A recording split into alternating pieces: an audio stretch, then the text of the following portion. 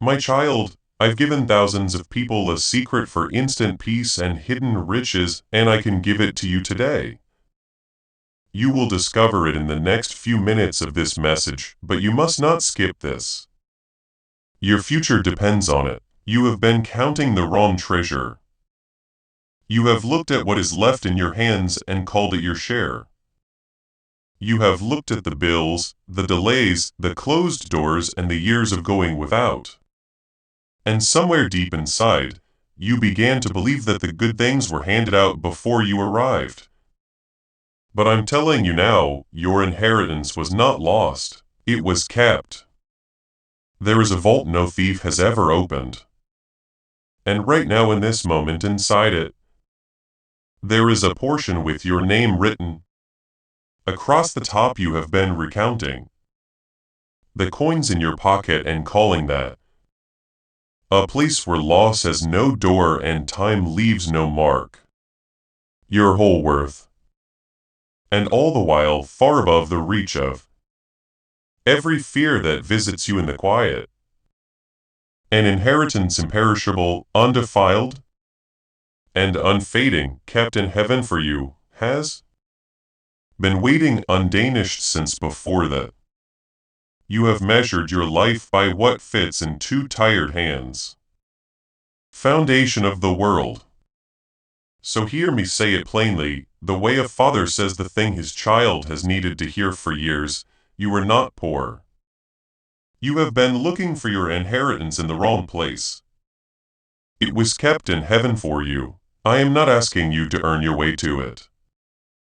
I am not asking you to be stronger or to fix the part of yourself you are most ashamed of before you come near. I am asking only for your attention and underneath your attention for your heart. Stay with me through this message and, before it is over, I will show you why. Your heart keeps reading your whole life as poverty when a portion in your name has already been sealed and stored where? Not so I can take it, so I can finally place into it what I have been holding for you all along. Nothing can ever reach it. There is no rush in this. Let your breath go out slowly, longer than you drew it in, the way a man sets down a heavy bag at the end of a long road. One unhurried breath emptied all the way to the bottom.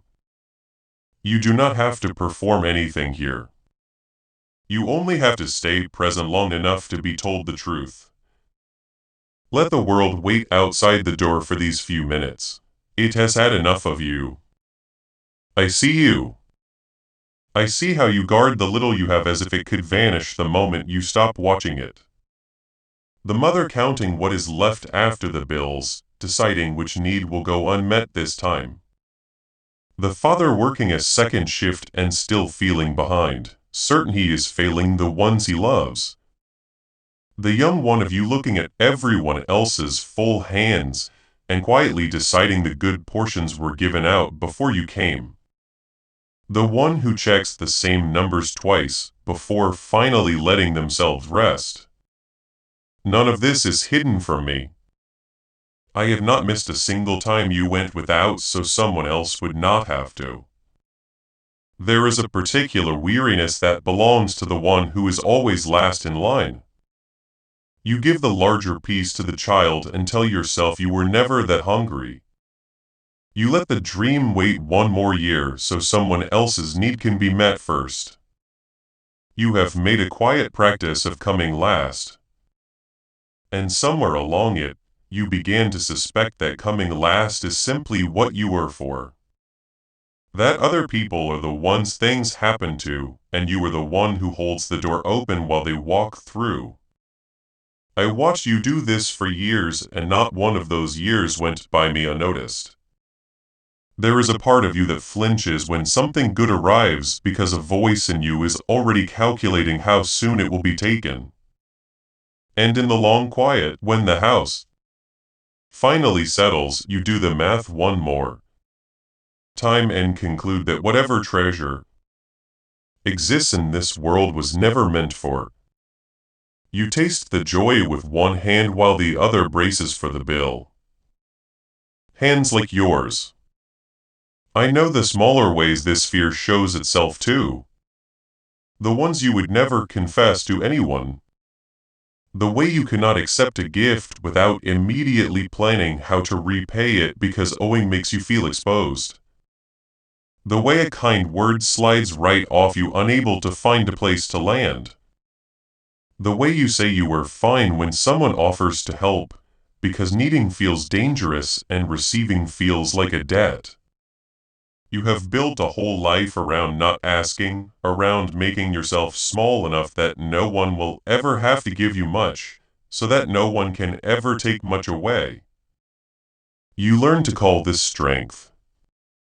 I have watched it cost you so much that I cannot call it strength.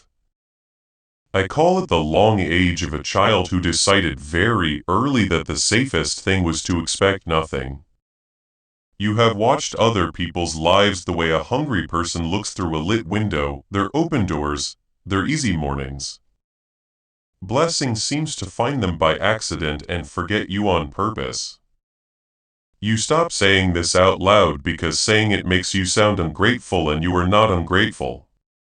You were tired. You were someone who was told their whole life that the cupboard was nearly empty. And you came to believe it down in the bone where beliefs are hardest to reach. And underneath all of it, in the quiet you rarely let yourself enter, there is one question you have never spoken aloud. Is there anything in this world that was actually meant for me? Not for the people I serve, not for the ones I am holding up for me. You have been almost afraid to ask it because you were sure you already know the answer. So let me answer it for you gently with the truth you have not let yourself believe. Yes, there is. There always was. And it is far larger than the little you have been fighting to protect. But that story did not come from me. Whether by buying a coffee, making a donation, or becoming a member of our community does not go to a channel. Your actions are supporting a divine mission too. Please know that every seed you plant in this mission grows into a torch that shines in someone else's darkness. Save lost souls. But more than your support, we want your presence. When you head to our community through the link in the description or the pinned comment, you aren't just visiting a site. This is a sanctuary where you can post your prayer requests, lift up the burdens of others, and engage in daily discussions with a family that speaks the language of. You are entering a community of like-minded believers. Faith. Whether you are joining one of our membership tiers for deeper study, sowing a seed of faith, or simply joining our daily morning prayers, you are helping us build a global altar of worship. Heaven moves through willing voices, but it grows through a community that stands together. Each gift you give acts as living water for those in our community seeking healing and hope. Give and it will be given to you is the promise that sustains our shared mission. I invite you now to step out of the shadows and into this circle of prayer. Come with purpose, join the conversation, and plant your seed in fertile ground. Let's open the heavens together. Release your seed today. Join our community and see what God brings back into your life. The emptiness you feel is not a verdict I handed down. It is not a measure of how much I decided to give you. It is a story that was placed in your hands before you were old enough to question it. And you have carried it ever since like a debt that was never yours to pay. Hear where that ache comes from, because it did not begin with you. The instinct to measure your worth by what you can hold was put in you young in a home where there was never quite enough. Where love and lack arrived in the same hour and got tangled together until you could not tell them apart. A child who watches the food run low at the table learns a lesson that follows them for 50 years. Want nothing too much because wanting is how you get hurt. That lesson became the floor you stand on. You stopped reaching for the large things and started protecting the small ones, and you called it being realistic. The fear that you will run out was handed to you by frightened people who were only repeating what they themselves had been handed. It is an old inheritance, and it is the one inheritance I am asking you to set down so your hands are free for the real one. So unclench your jaw for a moment. The one you did not notice was clenched. Let the back teeth come apart. Notice how long you have been bracing for a loss that has not even arrived. I have been near this whole time, close enough to touch, watching you defend a poverty I never once assigned to you. Here is where the lie breaks. You learn to read me as a God who hands out portions carefully, weighing whether you have earned this season's bread, a God who keeps the best things on a high shelf. The picture of me you carry was painted by that same fear, to see how badly you want them. A God who is generous with other people and careful with you. A God whose blessing is a wage you are always a little short of earning no matter how early you rise. That is not who I am. That has never been who I am, not once. I am not standing over a locked storehouse deciding whether your effort this week qualifies you for a crumb. I am a father who has already written you into the will. And here is something I need you to feel in your chest, because everything turns on it. There is a world of difference between a wage and an inheritance, and you have spent your life confusing the two. A wage is earned, it is anxious. It is measured by the hour and weighed by the work, and it must be earned again tomorrow, and again the morning after that, with no end and no rest. A wage can be docked. A wage can be withheld when the work falls short. A wage keeps a man forever counting, because the moment he stops working, the supply stops with him.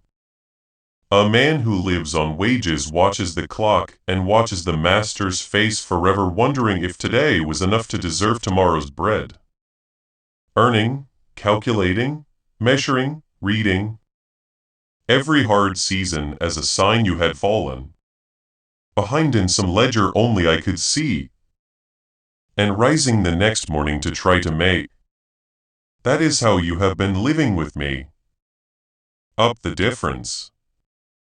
An inheritance is nothing like that. An inheritance is not earned. It is received. It is not anxious. It is secured. It is not measured against your performance, because it was never tied to your performance in the first place. It is given to a child simply for beating the child. A son does not audition to be in the will. A daughter does not earn her share by being more useful than the others, or by crying the right number of tears, or by finally getting her life in order. You did nothing to deserve your own eyes, your own name, the shape of your own hands. You will do nothing to deserve this either. It is already yours by birth, into my family, written in before you drew your first breath. Now listen carefully, because this is the line fear cannot survive. An heir can rest in the middle of the work, because the portion does not rise and fall with the day's effort. An heir can fail on Tuesday and still be an heir on Wednesday. An heir can walk through a long dry season and never once wonder if they have been written out of the family, because belonging was never the wage. Belonging was the starting place. I did not bring you into my house as a hired worker hoping to be kept on. I brought you in as a child. And what I am keeping for you is never the reward for a good enough life. It is the birthright of a loved one. Let that reach the place where you are most tired. You have been working overtime to earn a love you already have. Performing every morning to keep a place that was given to you for free. Imagine how light the days would become if you walked through them as someone who already belongs instead of someone auditioning to stay. That lightness is not a reward I am holding back from you until you behave well enough. It is the simple truth of your situation, and it becomes yours the moment you believe it. Notice too what this fear has been doing to your generosity. A person who believes this supply is about to run out cannot give freely. They hold back, they ration their kindness. They keep one eye on what it might cost them. But an heir who knows the storehouse is full can give without flinching, because giving never threatens a portion that is already secured, somewhere safe. The grip you have kept on your life has not only blocked what I long to give you, it has quietly closed your hands toward the people around you. When you finally believe how much is kept for you, you will find yourself able to give in a way that used to frighten you. And that too is part of the inheritance. If this is reaching the place in you that has been afraid to receive, write kept in the comments.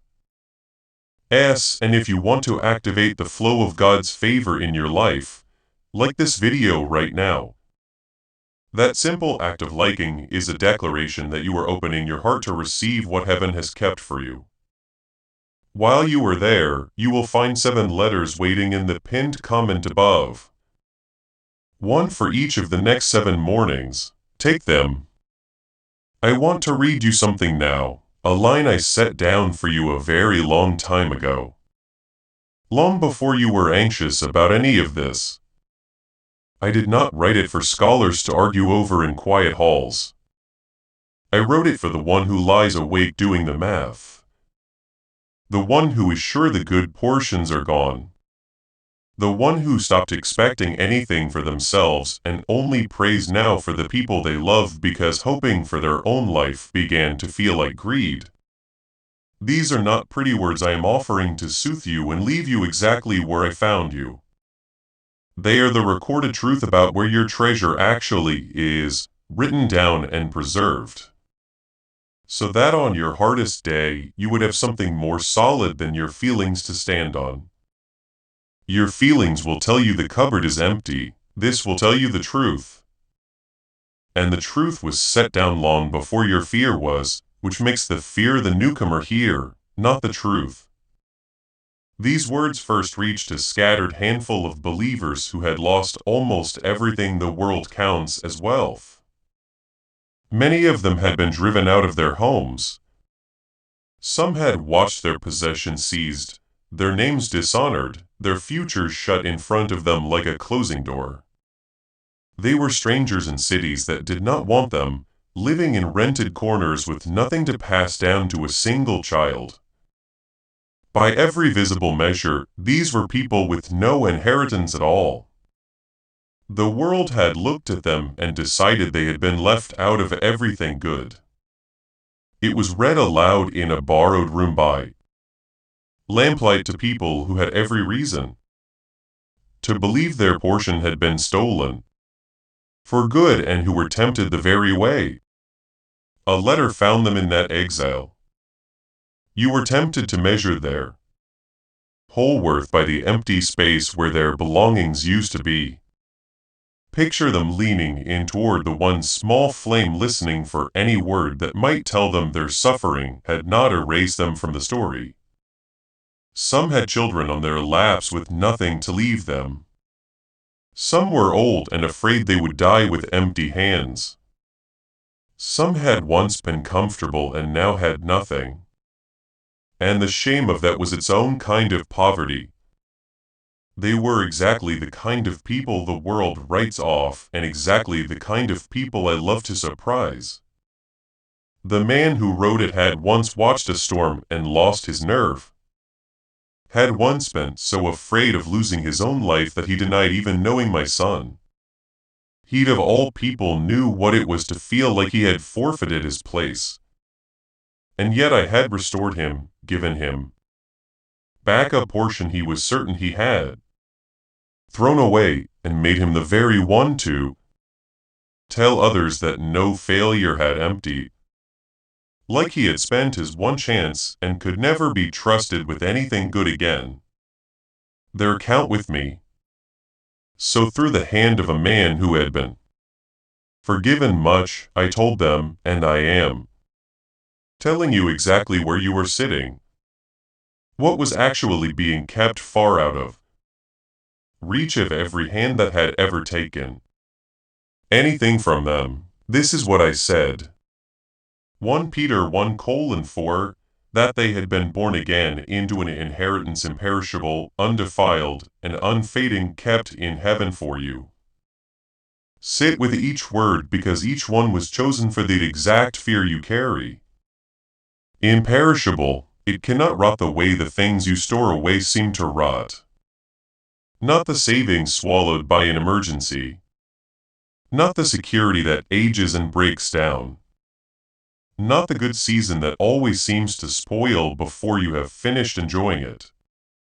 Whatever happens to everything else, this does not decay, undefiled. No hand can dirty it, no betrayal can stain it. No mistake of yours has lowered its value by a single coin. And that includes the mistake you were most afraid. I am still counting. The thing you did that you were certain disqualified you, it never touched this. The inheritance stayed undefiled while you were sure you had ruined everything. Unfading. It does not lose its color the way every other bright thing in your life has slowly gone gray. Not the dreams that dimmed, not the hope you used to carry into a new year. This one keeps its color. It is as bright as the day I set it aside. And brighter still when you finally hold it. And then the words that answer everything you have feared in the dark, kept in heaven for you. Hear what that does to the fear of running out. It is not kept in your trembling grip where it could slip through your fingers on a bad day. It is not kept in a bank that can fail, a house that can burn, a body that can weaken. It is kept by me in the one place in all of existence where loss has no entry. And it is kept for you. Not for the better version of you that you keep promising to become. For you as you are with your tired hands and your long arithmetic. Those last 2 words are not decoration on the end of a sentence. They are a deed with your name written across the top. Your hands were never the fault. That is the thing fear never told you. You have guarded your portion as if everything depended on your grip. And the whole time the real portion was never in your grip at all. The inheritance was never stored where thieves could reach it. A child does not carry the family fortune in their pockets where it could be lost on the road. The father keeps it safe until the child is grown. It was in heaven that entire time, sealed, undiminished, waiting with your name on it. So look again at the question your heart keeps asking in the dark. Why does my life keep reading like poverty? Here's the answer, and it is simpler than you feared. Because no one ever told you the inheritance was already kept. Not earned, not pending, not at risk, kept. You spent your years counting the coins in your hand and calling that your worth when the real portion was never meant to be in your hand at all. You are not poor. You have never been poor, not for one single day. You were only looking in the one place where it was never kept in heaven. Kept for you, kept beyond loss, kept beyond failure, kept where fear cannot reach. Hold that word because it is the center of everything I'm saying to you. Not earned, not pending, not at the mercy of your worst week, kept. The same word a careful steward uses for the one treasure he will guard with his life.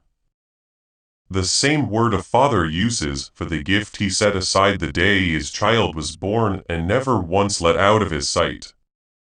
And this changes what your hard seasons actually mean. The door that closed, the money that ran out, the people who took what they could and left. What you lost was real, but it was not the inheritance. None of it reached the room where your true portion is stored because that room has never once been broken into. You grieved as if your treasure had been stolen. But your treasure was never in the rooms that were robbed. It was somewhere no robber has ever stood. I do not make light of what you lost. The grief was real and the cost was real. And I sat with you in it even when you could not feel me there. But hear me carefully. What you lost was real, but it was not the inheritance. The inheritance is intact. It has always been intact. This is why I asked you at the very start for your heart. Not because I am taking something from you.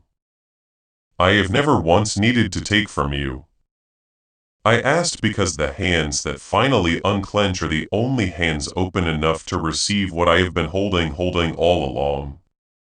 A fist cannot be filled. You have kept your hands closed for so long around, so little that you never noticed. I have been standing here the whole time with both of mine open waiting for you to stop bracing and simply receive. When I ask for your heart, understand what I am really asking.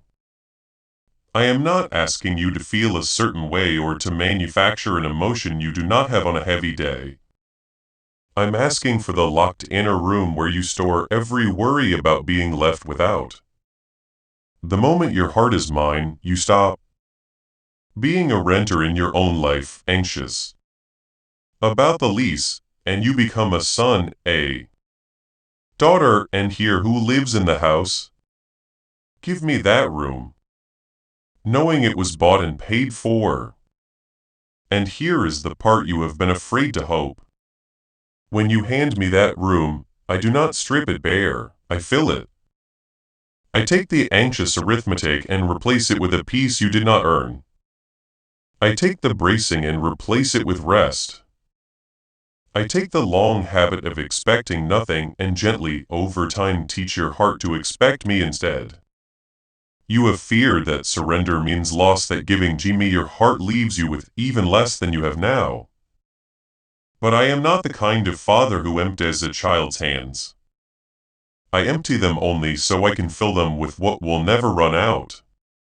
What you give me, I give back to you and more, and what I add, no one can take. The heart is not a payment you owe me. It is the door I walk through to carry everything else inside.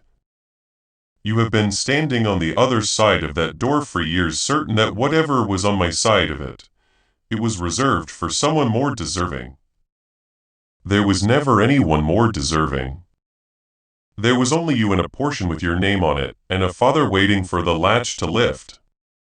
He'd inherited paradise in the last moments of her ruined life, not because he had earned a portion, but because he turned his face toward the only one who could. Remember the man hanging beside my son in his final hour, a criminal by his own confession, with empty hands and a record he could not undo. Give him one. It was matched to a price my son already paid in full when he emptied his own hands of everything he had, his comfort, his friends, his very life, so that your inheritance was never matched to what you managed to accumulate, could be filled forever. That is why it is imperishable.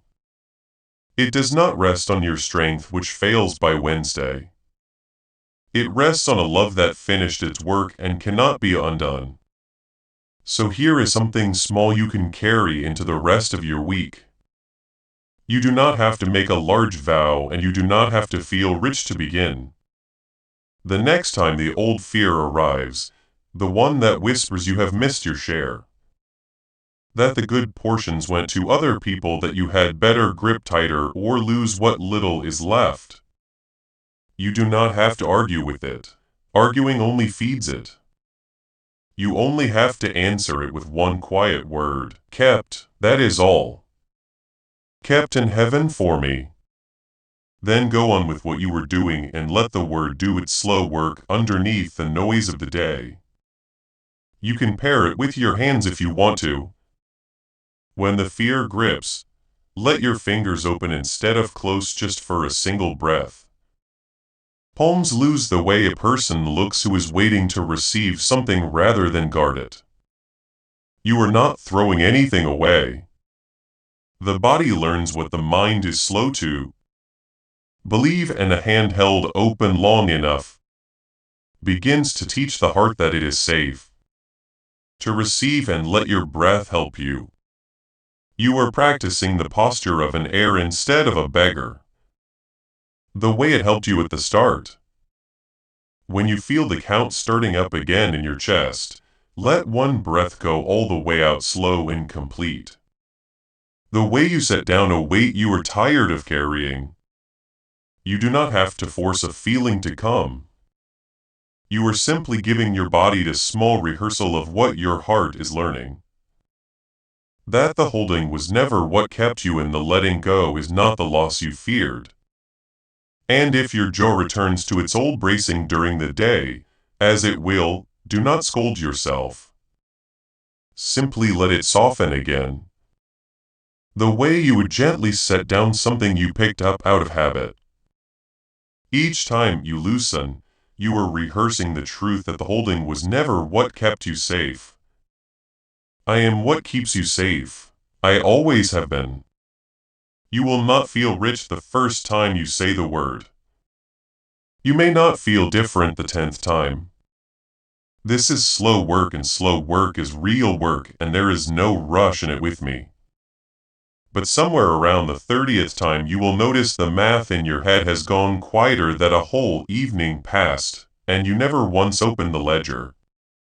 Somewhere around the 50th, you will catch yourself loosening your grip on something you used to guard with both hands and finding that nothing fell. And somewhere further on, you will realize you have gone a whole week without measuring your worth by what is left in the account. Because you finally know where your treasure lies, and that it is not anywhere a hand can reach to take it. You were never poor, my child. You were only an heir who had not yet read the will. The portion is capped. Your trembling did not lessen it. Your failure did not stain it. Your loss did not reach it. Your fear did not cancel it. It is kept in heaven for you. As this awakening grows inside you, know that helping with this mission is not a joke. It is a sign from God. You can support this work through the link in the description or the pinned comment. Whether by buying a coffee, making a donation, or becoming a member of our QFI community. By doing so, you become part of Jesus' plan to save souls who are still stuck in fog. Every seed turns into light that fights against darkness. If you water others, you will be watered yourself. Jesus says, this is not history. It is a living promise about your future. Come into this moment with faith and a plan. What God has already planned for your life can be unlocked through your giving. Now, as you step forward into this divine role, I invite you to declare your readiness. Type Amen in the comments below, as a sign of your acceptance, as a bold statement that you are ready to step into your God-given purpose.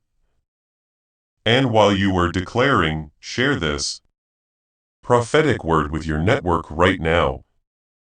Because sharing this message will activate the anointing and release that breakthrough into the lives of everyone. As you write it, see yourself not as a victim of what was taken, but as an heir rising to claim what grace has already written in your name. Connect it to you. And stay with me until the very end, because we'll be closing with a powerful prayer that will activate this release. We've reached the moment where this shifts from information to activation, where you stop being a passive receiver and become an active participant in your. Before you go, hear one last thing. Own upgrade. What I'm about to ask you to do might seem simple, but it carries heavenly weight. In the comments below, I want you to write exactly these words. My divine upgrade is activated, not I hope my upgrade begins. Not I'm trying to upgrade, not maybe this will work for me. God's timing responds to clarity, to certainty, to declarations made from your whole being. When you write those words, you're doing something far more powerful than leaving a comment. You're making a covenant with heaven. You're stating your intention to the Almighty. You're announcing that you're available for this transformation. And as you do that, subscribe to this channel because subscribing will activate God's prophetic promise and alignment in your life, ensuring you are positioned to. You're giving permission for the process to accelerate. Receive every word He sends your way. If you need help carrying this truth into the next 7 mornings, the 7 letters are waiting for you in the pinned comment. Then pass this message to one person whose hands have been clenched around too little for too long and follow along, so the next word can find you where you are. Share this prophetic word once more before you go. Let the anointing flow through you and carry this breakthrough to your entire network. You were never meant to count your worth alone. You are about to enter your divine future, but remember this breakthrough is not for you alone. Your testimony is the bridge someone else will use to reach their own miracle. Whether by buying a coffee, making a donation, or becoming a member of our community does not go to a channel, your actions are supporting a divine mission too. Archangel Michael is inviting you to visit community through the link in the description or the pinned comment. Save lost souls. By joining our like-minded community, you are no longer praying in isolation. You are adding your voice to a global sanctuary where we discuss the Word daily and stand in the gap for one another. This is not poetry when Jesus says give and heaven will open over you. On this platform, every seed you plant turns into oil for your destiny, fire for your calling, and a hedge of safety for your family. Now is your time. Step into our community prayer wall. Share your heart, and as you give, watch God multiply what you let go of. Let's finish this journey together. Visit our community now. Join the family and see your heavens open. Before we get to the end of this powerful story, let's reflect on this deep truth. You did not find this message by accident. This is a divine appointment meant specifically for you. You are being invited into a protected faith-filled community at the link in the description and pinned comment. A place where divine abundance is not just a hope, but a promise built on the Word. By heading to this site right now, you are unlocking access to a sacred community of like-minded believers. When you join our membership tiers, you gain immediate entry to powerful content, daily devotions, and divine insights that are hidden from the world. This is your chance to enter a sanctuary where you will receive spiritual guidance, unwavering support on our prayer wall, and speedy progress toward your destiny. Do not let this moment of destiny pass you by. Your breakthrough is waiting. Join our inner circle through the exclusive link in the description. This is how you guarantee you never miss the personalized messages and spiritual warfare tools meant to elevate your life. If you feel called to deepen your connection, the link is waiting for you in both the pinned comment and the description. For those who want to amplify this work and carry the light home, you can find our guided ebooks and Bibles in the pinned comment. Whether you join as a member or sow a seed through our resources, your presence and energy change the world. Take the step. Your abundance awaits.